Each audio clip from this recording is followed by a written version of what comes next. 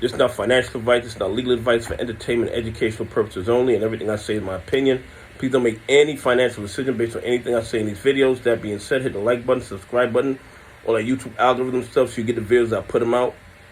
See what I'm thinking, see how I'm analyzing the data. But like I tell y'all every day, the data that they release us is false. It's meant to give us a negative narrative of the market, to mess with us psychologically and keep us off balance so that we can make bad trading decisions and they can capitalize on that. Listen, if you look at the shares to borrow in APE this morning, it is going crazy. It went from 10 million shares available to short at about 18-19% cost to borrow down to 7,000 shares. And then not about 30 minutes later, 2.8 million shares showed up again at a 54.3% cost to borrow. This is, well, it's kind of outrageous, but we know, well, I know, in my opinion, all they have out there is counterfeit shares.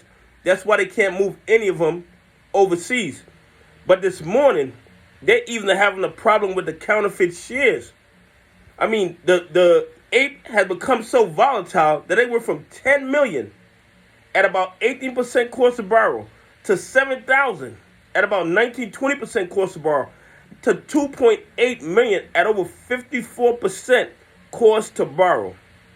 This tells me that the APE stock is so volatile, they can't control it. They don't know what they're going to do. And APE is on the crisp of regulating the market. I believe that this APE share, this APE preferred share, is going to expose a lot of the corruption in the market, the way the short interest is going, the fact that it's been on the threshold list and it's only been around for 2 weeks. But today's volatility with the shares that's available to borrow, with the cost to borrow, tells me that something big is happening with the APE shares, and I believe that when it pops, it's going to expose a lot of the fraud in the market that we've been complaining about for the last 2 years. The SEC is aware of it. The DTCC is aware of it. The CFTC is aware of it. And the other thing is, I was looking at an email that was sent out, and it appears that there might be an ongoing investigation into AMC by the DOJ. Because according to the email, the person, I forgot his name, I think his name was Craven, but what he did was he did a Freedom of Information Act and requested information on any type of investigation going on with the AMC shares. And what he got back was an email stating that they could not provide him with the information because of Article 7. And Article 7 states that when you're undergoing when an ongoing investigation is in play, when they're actually involved in the investigation, when the investigation is actually active, they can't release any information.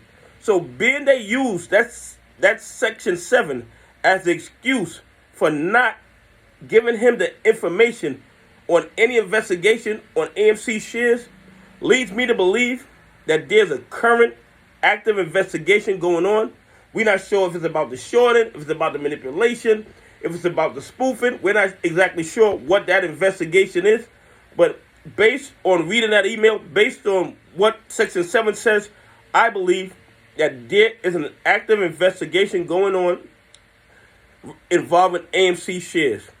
Anyway, hit the like button, subscribe button, all that YouTube algorithm stuff, and tell me what you think about the APE being so volatile today that the cost of borrow is going up and down. The shares available is going up and down, and it's just out of this world.